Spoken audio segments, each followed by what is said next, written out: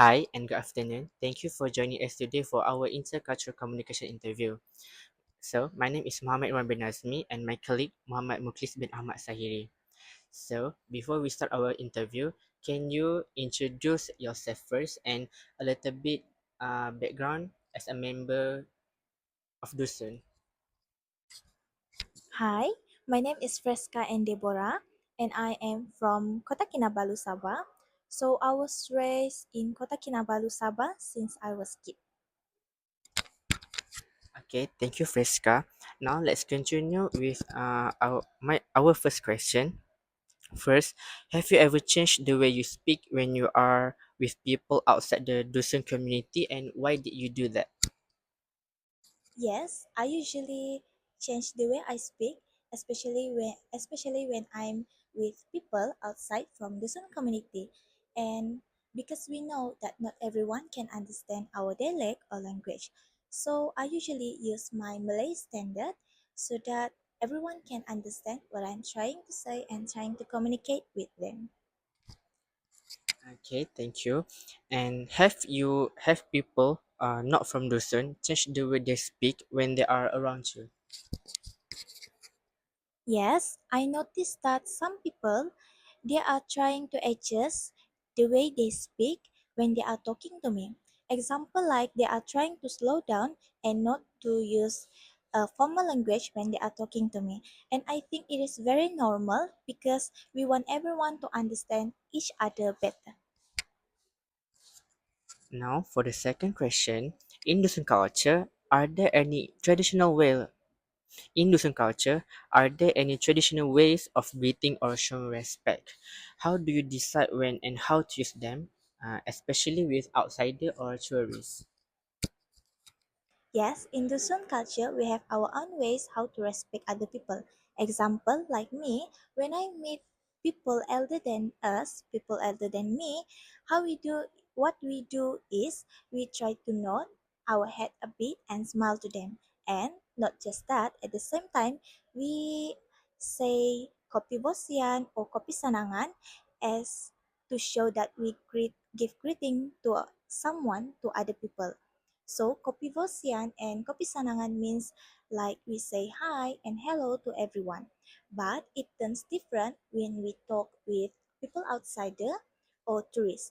We normally not use the kopi Vosian or kopi Sanangan to them, but we usually just say hi, hello, and just smile to them.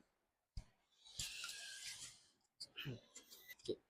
Do you think outsider understand or respect those customs? Yes, but sometimes I don't think all outsiders understand our customs.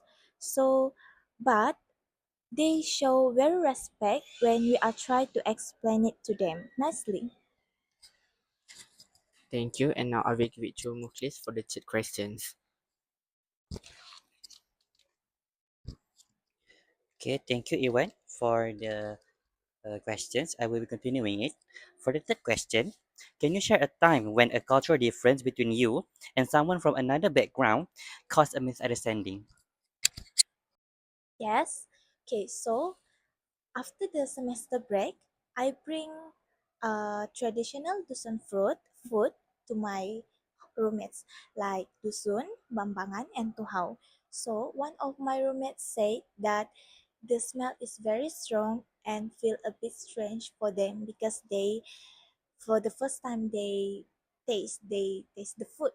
So at the time, I feel a bit uncomfortable, but what I do is I try to explain it to them that the food that I bring is our traditional Dusun food. So what did they do is they understand and they respect to me. For our next question, based on what you do, what do you think you learned from the experience with your roommate? So for me, I learned that everyone like me, we need to always explain our culture to other people because when we explain our culture to other people, then people will understand, and they will respect each other and each of us.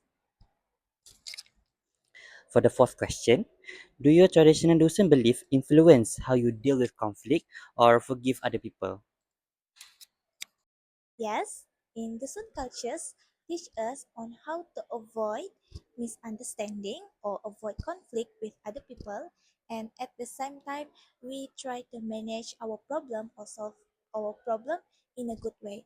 Example, like me, I will stay quiet, will stay keep quiet, and also I will take my time and wait for the right time for me to speak when there's an issue only.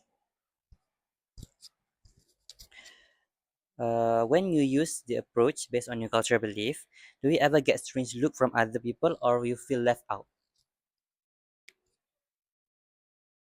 Okay, so sometimes people think that I'm too quiet and act like I don't care, but actually I'm just following the way I was raised. So I think so sometimes I do feel a bit different sometimes, but I just stick to believe that what I do is right. For the fifth question, do you think people are judged based on the way they speak, such as having an accent or using different wording altogether? And have you experienced or witnessed this before? Yes, sometimes people I get judged by how they speak, based on how they speak to other people. But personally, like me, I have never experienced it yet. All right. For the last question, if you ever experience that in your life, maybe further in your life, how do you think you would respond to that? For me, I don't think language should affect how people are treated because everyone has their own way how to speak. So we need to understand and we need to respect everyone. All right, thank you. That's all for the question. But before we end our session, I would like to ask you to teach us a few words from your from the way you, from the place you raised, and teach some of it to us. Okay, so I have a few words that I would like to share with you guys. Okay, like I just mentioned just now that when we are trying to give greeting to other people, example like kopi bosian and kopi sanangan. So kopi bosian and kopi sanangan means hi or hello, and I have and like if we want to say thank you to other people, we can say poinsiko. Right. Thank you very much for the interesting and most insightful sharing. The session has been a delight for us, and thank you for taking some of your time to do this interview with us. I hope that this will bring people to know more about your culture. That's all from us. Thank you. Now that our session has ended, let's wrap it up. One, two, three. Poinsico!